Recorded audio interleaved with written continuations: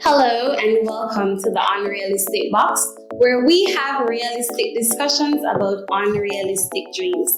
I am your host, Kimberly Allen, and today we have our guest, Lincoln Liking.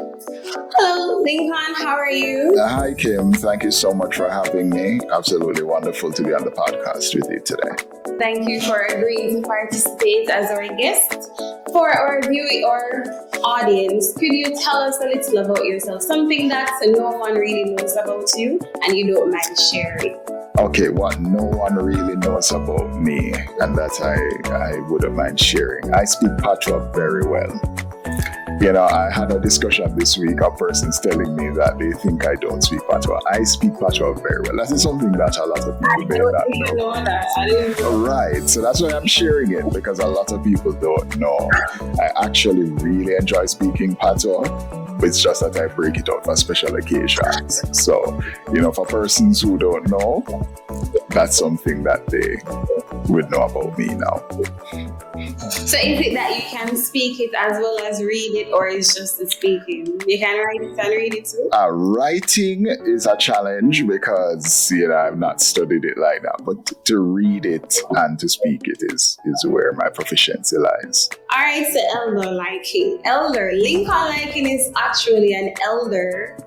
Is it at the Mandeville SDA Church? It's at the Northern Caribbean University Church, where I've been for the past, say, about 7-8 years now. And I became an elder, I believe, in 2020. So how has that been going for you thus far? It has been certainly a learning experience, interesting. I've been in the Adventist Church since about 99. And so, you know, having become an elder in the past few years, becoming an elder was not something that I dreamed of or hoped of or even wanted. But obviously the Lord had plans in store for me. So I am happy to be able to lead out and to be able to use my abilities to the glory of God in the service of His church. Amen. Okay, so interesting fact about Lincoln is that you have a bachelor's degree in television production from Carimac, but you also graduated with Bachelor's of Arts in Religion and Theology from NTU. Yes. So you're transitioning to become a pastor. Right. So just to ensure that I don't get a call from Carimac, what I did was complete their final year program in their BA. But because I had experience in television production before, I graduated with a diploma in television production. But essentially, it's a type of diploma that allows you to do your master's. And so actually, I was contemplating doing my master's before I moved over to doing my BA in religion and theology. And so, yes, having had experience as a television producer, having had experience, you know, in voice acting and writing, feature writing, news writing, I, decided to venture into theology.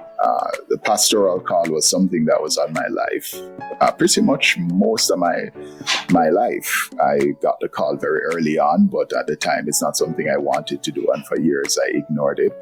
But eventually the Lord got a hold of me, and I decided that I guess now is as good a time as any. It's not too late. He still wants me to do it. And so I left my job as a producer at the Public Broadcasting Corporation of Jamaica and went on to study theology at Northern Caribbean University. So I just graduated last year, and currently I'm not yet working in the field, but I spend most of my time ministering at Northern Caribbean University as an elder.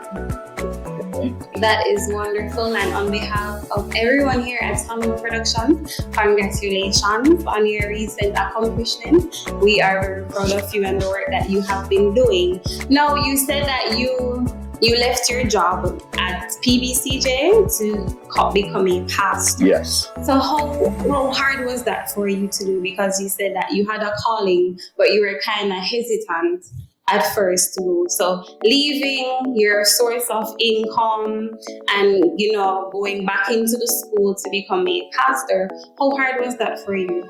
And how was the transition? Well, the decision to leave wasn't that difficult. Because I guess in my mind, I thought there were certain things that were going to be in place. I'd still maintain certain relationships and certain employment opportunities I'll still be able to get. That did not happen. And so it ended up being a lot harder than I thought it was going to be. But the decision itself wasn't that difficult. I felt impressed by it. It was a year in the making.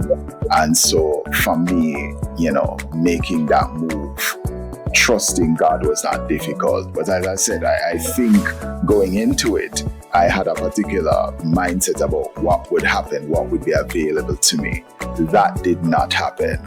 And so it ended up being a lot harder, the actual experience of it versus what I thought it would have been like. For someone who would like to, venture into the pastoral ministry, what tips can you give to these young people to ensure that they don't make the same mistake you made, to kind of correct that?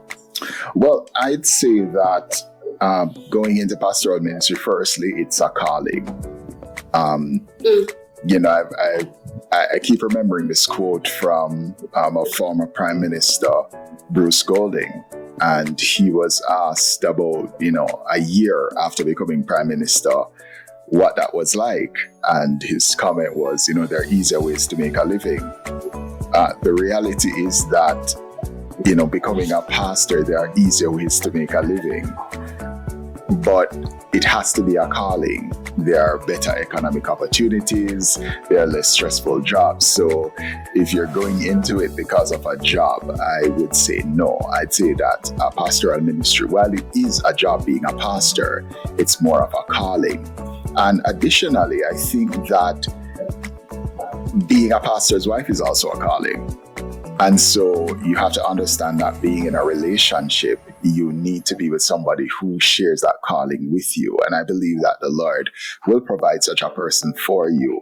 And so that's something you're going to have to consider as well, that you may be in a relationship, but that person, that relationship does not have the calling that you have. And so that may have to come to an end. The reality is that to become a pastor, you may have to leave a lot of things behind. I know that was certainly my experience. My relationship that I had at the time ended. I had to leave my job. I had to leave my home. I had to leave many of my friends and come to a place that I've never lived. I don't have connections and so on. And so it's almost like being called out of Egypt into the wilderness. You're going to a place that you're not quite sure how you're going to get there or what's there waiting for you when you do. And the reality is that you have to trust God. This is a faith move. I'd also say that it's not easy. You're going to be discouraged along the way. It's going to be hard. You may not have all the things that you think you need to survive, to thrive. And you have to be patient because it really is a journey with everything that a journey comes with, both good and bad. But what I can promise you is that you're going to see God's hand in a way that you just can't even imagine now. You're going to see God work miracles and do things, but you're also going to see attacks like you've never seen before and suffer like you've never had before. I think all of those things come with that journey that you're going to have to take. So that would be my advice to those looking to travel that route. You mentioned that you have to have a calling. How do you know that you had the calling from God? I know that looks like something different to different people. So what was your experience? All right, so my experience was that firstly, I wasn't really raised in a Christian home, so to speak. My mother, she was more open to different religions. My dad was a nominal Christian. So, for him, he would basically go to church on like the holidays, the Easters, the Christmas, the New Year's, that sort of thing. But he never pushed religion on me. he never said, you need to be a Christian and so on. And so that was kind of my background. When I did visit him after my parents separated, and I did visit him, he would make my brother and I go to church, my stepbrother. And I remember one day I went to this church and there was an old lady there. I think she was the pastor. And she said to me, when you grow up, you're going to become a pastor. And I kind of laughed it off because I'm thinking, that's not something that's even in my radar. I'm not even a Christian, so to speak. So I don't know. That was when I was about 10 or 11. And from there, it just kept growing. It just kept coming back to me. I would be consistently reminded that, hey, you're going to be a pastor. And I remember I would be on the side of the road and just street people would pass me and just turn to me and say, hey, pastor. And I'm like, I have no idea what you're talking about. And then later on, just over and over, it just kept coming to me, just a deep conviction with persons outside saying the same thing. Hey, that's your calling. That's what you're gonna be. And as I said, I didn't want that. So I went and did what I wanted to do. Went into media, went into communications. And that's where I was until, as I said, it just got to a point where every time I would get close to the Lord, he would remind me, there's a call in your life. Time is going. I need you to do this. I need you to get into pastoral ministry.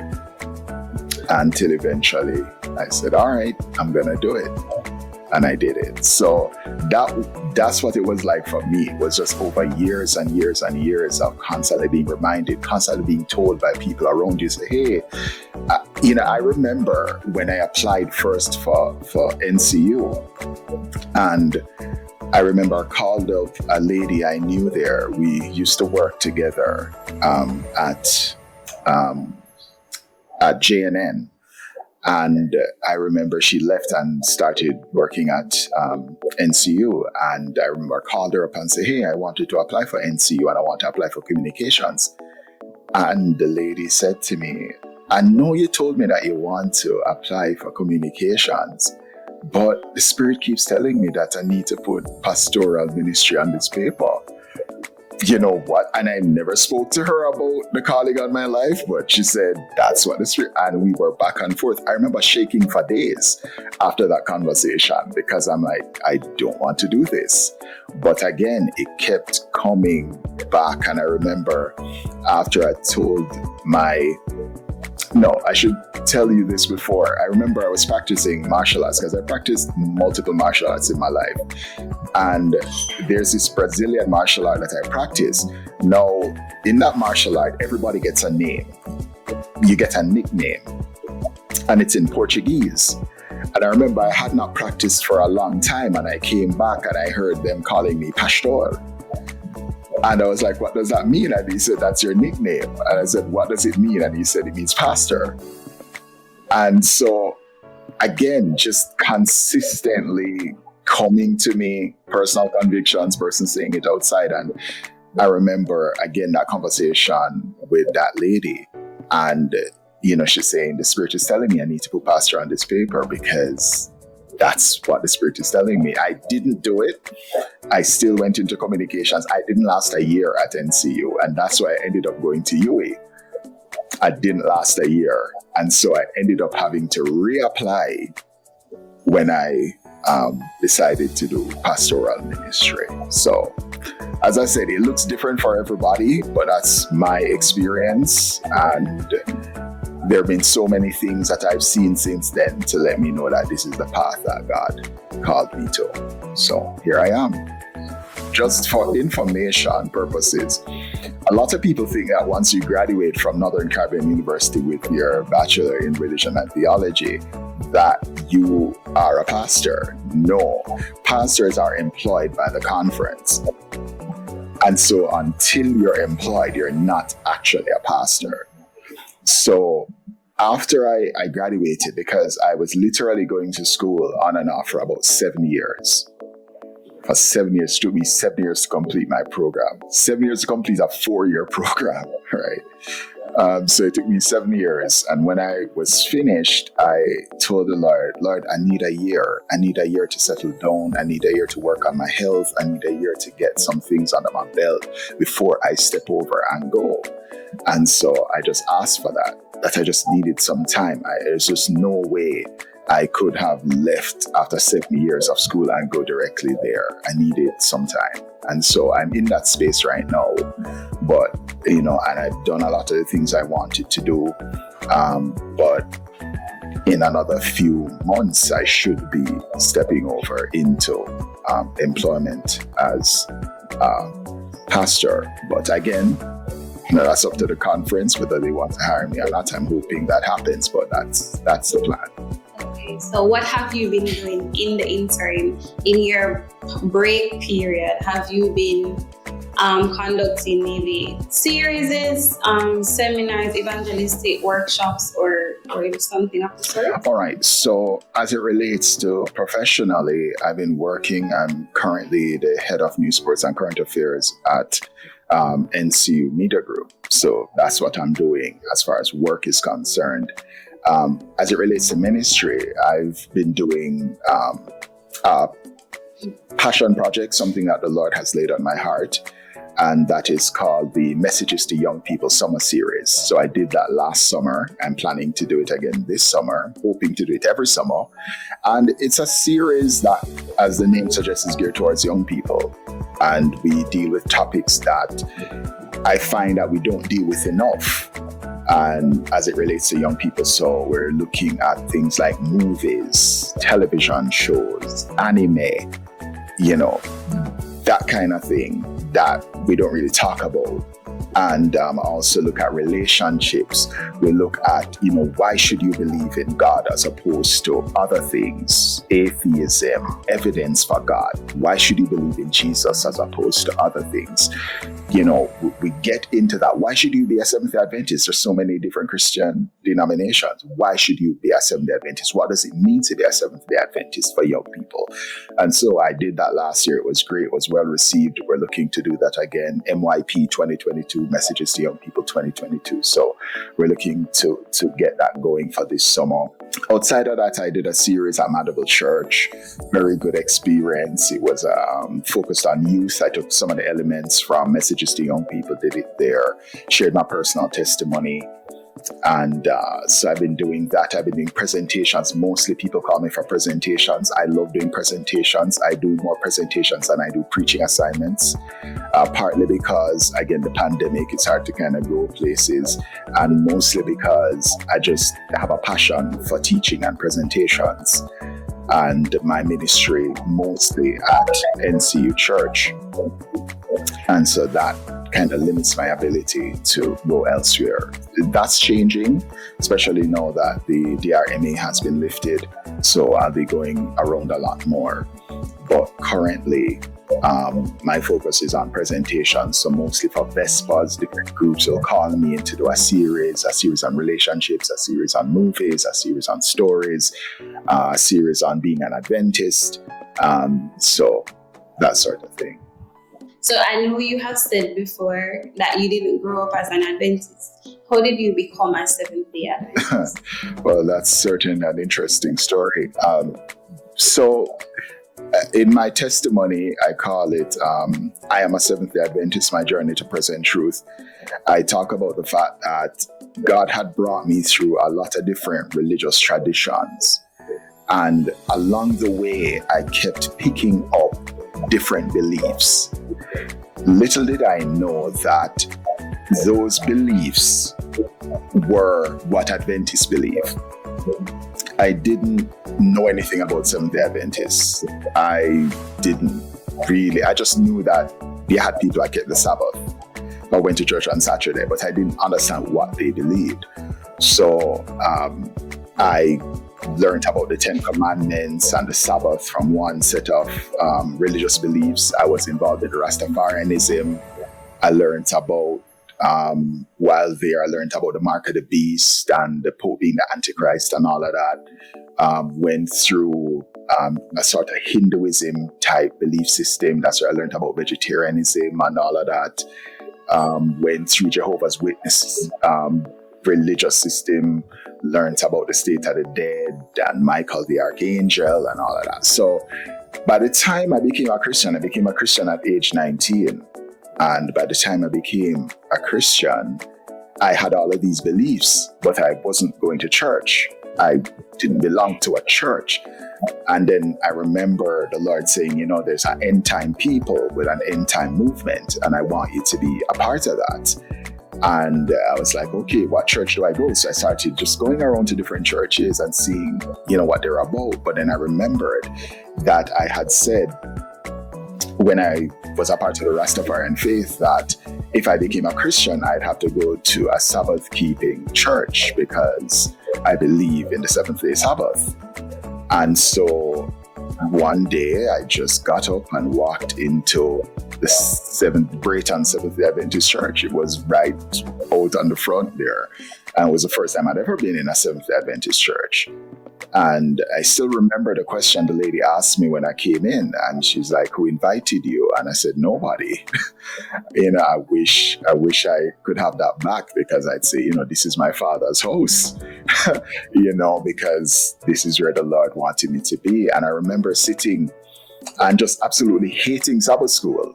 Everybody was talking and it was confusion, and I was like, I can't understand what is going on. And I remember there's this whisper in my ear, the enemy quoting scripture, God is not the author of confusion, you need to leave. And I was like,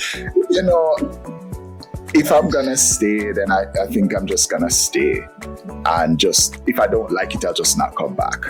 Let me just stay the day. And I remember sitting, and once divine service started, it was like a transformation. It was beautiful. I saw people kneeling in reverence to pray. I saw people standing up to sing, and everything was so ordered, and everybody was getting up at the same time, and everybody was sitting down at the same time. And then the sermon started. And I'll never forget it. It was taken from Isaiah chapter 6. And it was Isaiah seeing the Lord high and lifted up in the temple. And it says, "Who shall I send? Who will go for us? Here am I, send me." And I remember just leaving that church so convicted, like, this is the church of God. This is where it's at. And I remember calling my friend Marcel, because he was involved in the whole Rastafarian thing with me as well. And I remember calling up Marcel and saying, "Hey, Marcel, I found a church. This is the truth, bro. You need to come." And they were having Bible study at 3:30, and I came back for 3:30, and I was just blown away. It was Elder Green who was hosting that Bible study, and I think Brother Kelly as well, or Elder Kelly as well. And I remember just being just amazed by the things I was learning. I was like, oh, but I saw this, I learned this here, I learned that there. And then, when I was going through the studies, I just like, this is familiar, I believe this is true. Of course, I had to unlearn some things, because you can't go through all of those religious traditions and not pick up some negative things or some wrong things. And so God had to teach me and correct me with a lot of this. And so that's how I became a Seventh Day Adventist. My friend Marcel and I, we were baptized at the same time. And, we both became Seventh Day Adventists. We've been Seventh Day Adventists ever since. That is wonderful. I mean, you have some interesting, just everything about you is just interesting. I know you, and I love you. Okay. All right, so let's compare Lincoln from 5 years ago to the Lincoln you are now. Do you like the things that have changed, or is there something else in which you could improve on? What are we thinking? Yeah, I think there are a lot of changes. I think mostly for the better. It's just maturity. I think maturity in life. There's some things that you think you know, and then there are the things you know. And I think a few years ago, there are a lot of things I thought I knew. And one of the biggest things for me is as it relates to relationship.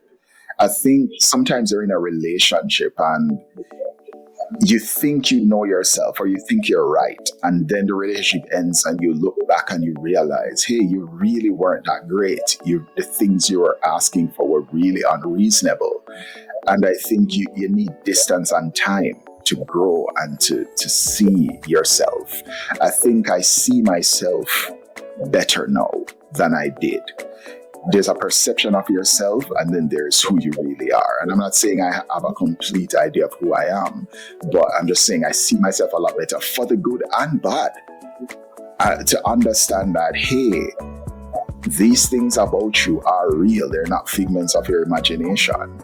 And so you have to learn to grow and to change and to develop. Still not there, as the Apostle Paul said, not that I have attained, but forgetting that which is behind and pressing forward to those things which are ahead.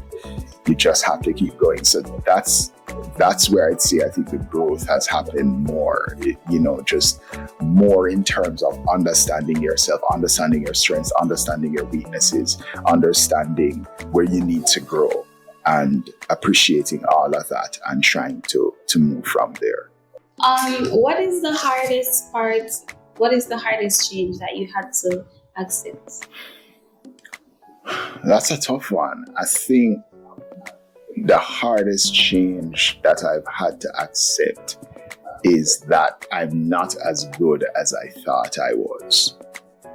I think that, again, sometimes you see yourself and you think you're great and you think you're wonderful and you're just the best thing. And then you realize that no, you're not. And if you were not for the grace of God, then you would have been like other people or not worse. I've come to believe that when God calls people, he literally calls the worst possible person. That he literally looks at it and say, who is the bottom of the barrel? How can I scrape the dregs of society and make them into something? I think he's doing the earth a service, actually, in the sense that if we, who are ministers and who are called to do this, if we were in the world would be worse off. And he's like, let me spare the world the pain and suffering by bringing these people as close to me as possible so that they cannot wreck the world worse than it already is. And so that's the thing for me, discovering that, hey, you're not that great, that literally, if you were not with God right now, then you don't even want to understand what you would have been like. And so I think that's the thing. That was the hardest thing for me, kind of accepting that, kind of embracing that, and realizing, as Paul says, he says, I am the chief of sinners because I persecuted the people of God. He recognized in himself that he was one of the worst. He was literally one of the worst, and God called him to be one of the best, and he does that. And so that's was hard for me. I think growing up, I thought I was good. I thought I was decent. I thought I was nice and kind, but I'm not. Naturally, I'm not. So that was one of the hardest things. Again, seeing myself for who I am and allowing God to do that work of transformation. What are some of your non-negotiables?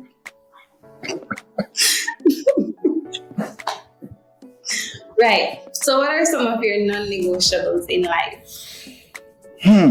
As it relates to, because I think that's kind of broad, as it relates to relationships, as it relates to work, as it relates to... Yeah, I want to say for your religion and for, areas in life, professional and personal. Okay, well, I'm a Seventh Day Adventist, so, my non-negotiables are basically, I believe what Seventh Day Adventists believe, and outside of that, I don't believe that. So religiously, that's what I would say. As it relates to relationships, just somebody who, loves God first and foremost and is willing to trust God in leading out, and just somebody I'm very passionate about. I don't believe in being with somebody that I'm not passionate about, that I don't deeply care for. I just don't think relationships work. For me, that is, if you're not deeply passionate about this person, if you're not willing to go the extra mile, if you're not willing to put up with the foolishness, if you're not willing to love this person. I think sometimes we talk about love, but we don't really understand what love looks like. And so I think that for me, I have to love that person, and in kind also believe that this person is passionate and loves me. I think that is it for me. If I just think, oh, you're just with me because you're with me, that's a problem. I have to believe that you're all in, that I am special to you, that I'm worth it to you. And so those are the things that will be non-negotiable for me. Professionally, again, I've worked, I've done that life, earned the money and, did the things and did what I wanted to do with my money. So for me, it's not just about calling and making a difference. And so I leave that professional stuff up to the Lord, just wanting to be competent at what I do and wanting to, the Lord to fulfill his role in my life. All right, so determine the most important virtue or quality in your life that you strive most to practice or emulate. I'd say authenticity. I'd say being yourself and having persons be themselves around you. I don't like necessarily fakeness. I like genuineness. And so I'd say I'm not saying that's easy, and I'm not saying I always do that, but I'm saying for me that's something to strive for. Authenticity, being yourself, and not trying to be what other people think you should be or what you're not. And that's for good and for bad. Sometimes being authentic doesn't mean that you're always going to be in certain crowds or certain groups. Being authentic may mean that's not your group, but at least you're going to be comfortable, where you are. It's funny. One of my things, and I tell my girlfriend, I love listening to her when she's around her friends, because I just hear her versus sometimes when she's in another setting and you hear her fitting in. And I think that for me, again, being authentic, being who you are. And that doesn't mean that you don't know place or time. That's not saying that, you need to behave a particular way. You don't behave in church as how you behave at home. That's not the authenticity I'm talking about. I'm talking about just being real and just being true. And I think that's one of the things I'm striving for with myself as well as in my interaction with others. All right, Lincoln. So this is the part of our podcast where we have a little bit more fun. This is our wording segment. So what we do is I'll give you a word and then you will pronounce that word. I'll give you a sentence, and using the sentence as context clues, you provide me with the definition. That's one. Then I will give you a word to spell. You spell it, I'll give you a sentence, and you will give me the definition. We also have a tongue twister that you'll be doing as well. So, I try my best. All right, that's your word. All right. All right, you can go ahead whenever you're ready. All right, so you want me to pronounce the word? Yeah, so spell it and pronounce it. All right. CYMOTRICHOUS. And I'm going to say Cymotricus. Cymotricus. That's No. your time? No. I'd say Simotricus. Simotricus. That's Yes. your final answer. Yes. Okay. No, it is actually Simotricus. That Yeah. was going to be my next guess. Yeah. But you were close the first time. That wasn't too bad. No, All right. is what got me. Simotricus. Yeah. All right. So the sentence says Jonathan proudly wore his Simotricus toupee on dates. What do you think Simotricus means? Ill-fitting.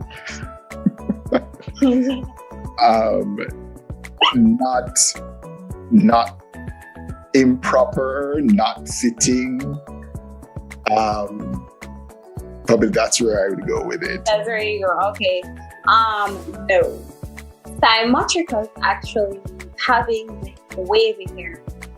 Interesting. Yeah. Okay. So All right. that's what Simotricus means. All right. All right. So this time I'm going to give you a word and you're going to spell that word for me. Okay. Okay. Your word is Shirenchnik. Sorry, repeat that. Shirenchnik. Shirenchli. Shirenchnik. Shirenchnik. Shirenchniks. Yes. Shirenchniks. C-H-E. Wrench. W-R-E-N-C-H. Nix. K-N-I-C-K-S. Why did you go? Yeah. Oh, Jesus. Help us. All right. That was way off. Like, gosh, no. That was, I don't even know what that was. The worst. Mission Oh accomplished. my God. Okay, so Shirenchnik is spelled Scherenschnitz.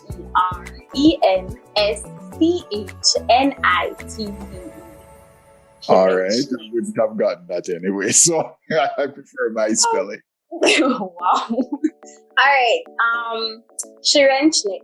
This is the sentence and you will tell me the definition. On Saturday afternoon, Amy would ride her bike across town to learn Shirenchnik from her grandmother. That could be anything. That is true. So I'm not sure how that helps me to identify. Well, I mean, there's context clues in there. So clearly, Shirenchnik is something that you learn. Yes, I can learn to read, I can learn to write, I can learn to swim, I can learn housework, I can. Well, you know. All right.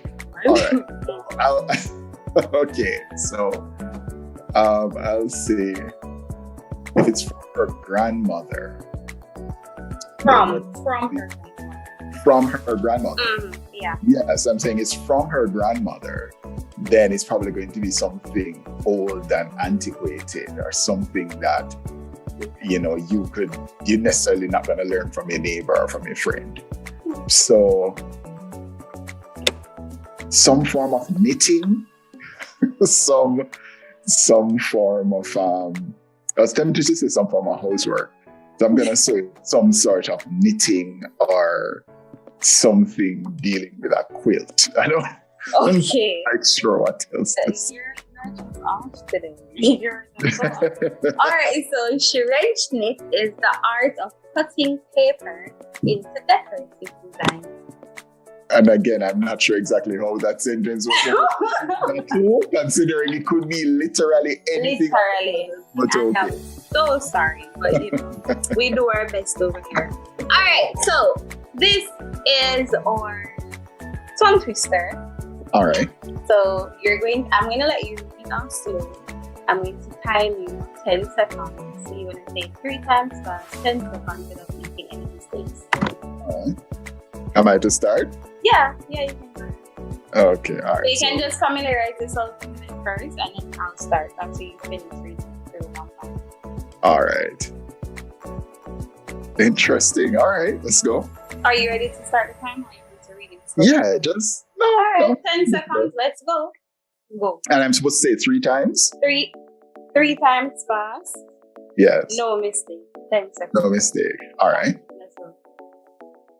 Betty Butter bought some butter, but she said the butter's bitter. If I put it in my batter, it will make my batter bitter. But a bit of better butter will make my batter better. So it was Betty Butter bought a bit of bitter butter.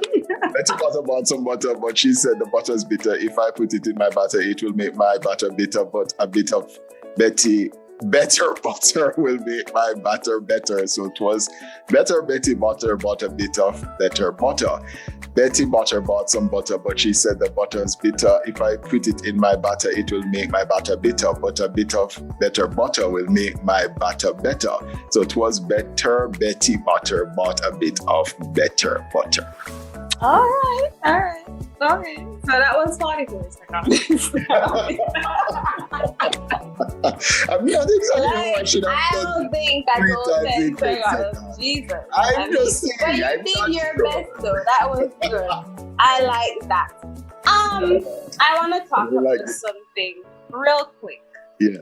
You mentioned that you've done voice acting. You have a very unique voice. And I know this is your regular voice. Mm-hmm. But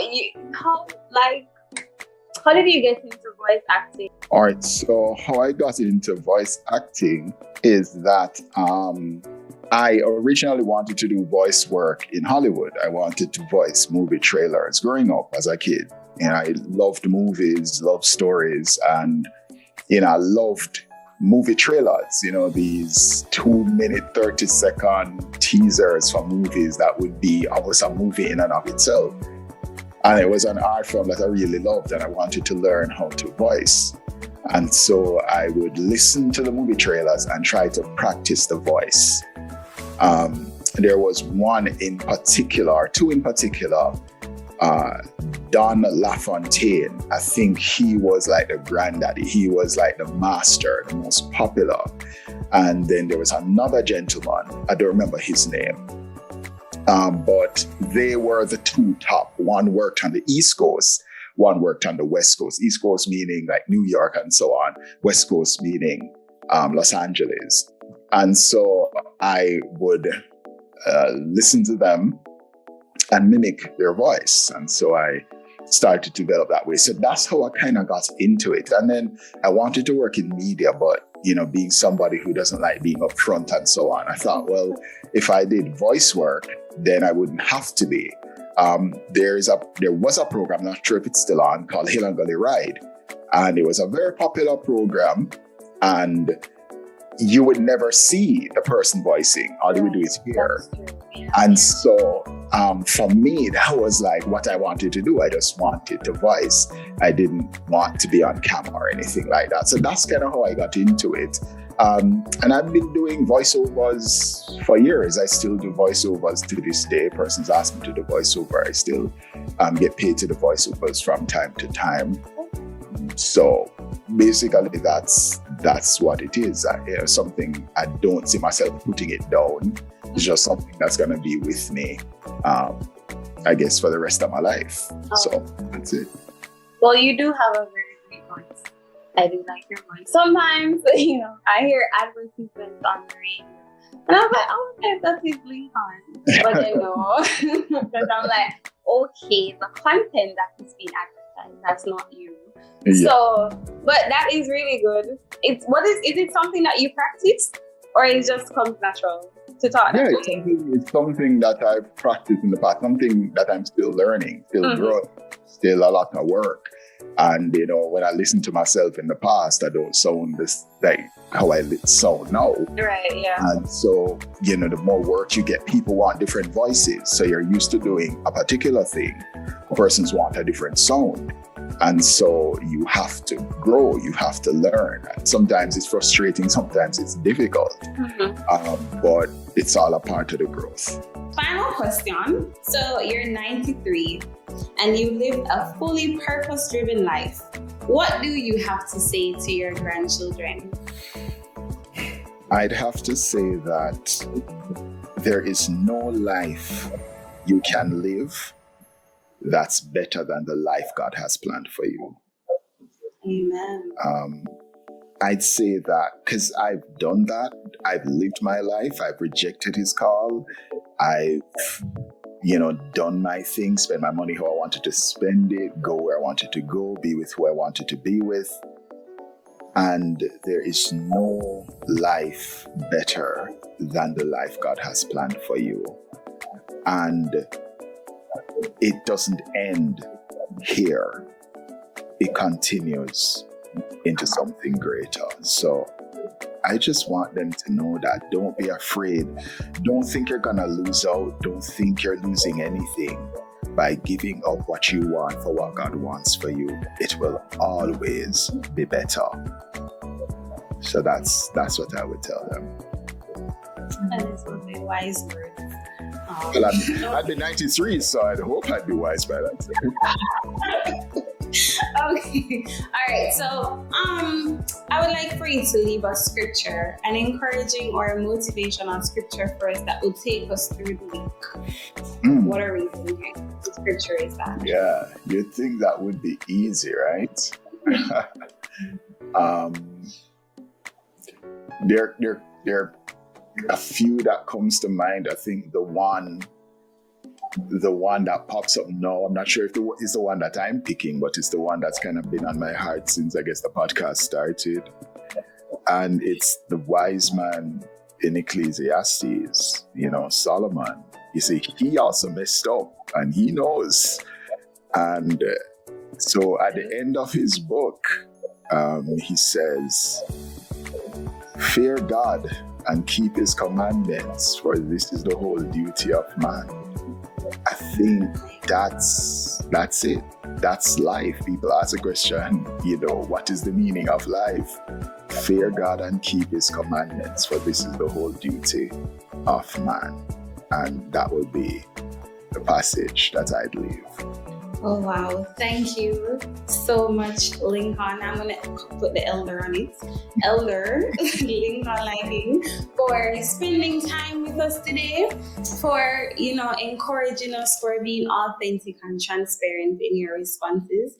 I know some of the questions, were kind of a little bit personal, maybe we didn't want to answer, but thank you for answering nonetheless.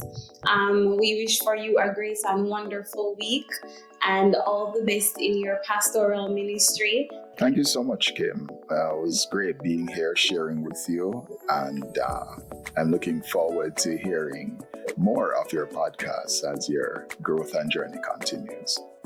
Thank you for tuning into the Unrealistic Box. I hope you were inspired and motivated to inspire and motivate someone else. Follow us on all social media platforms, Instagram, Twitter, and TikTok at Follower Productions. Be kind, spread love, and remember, live your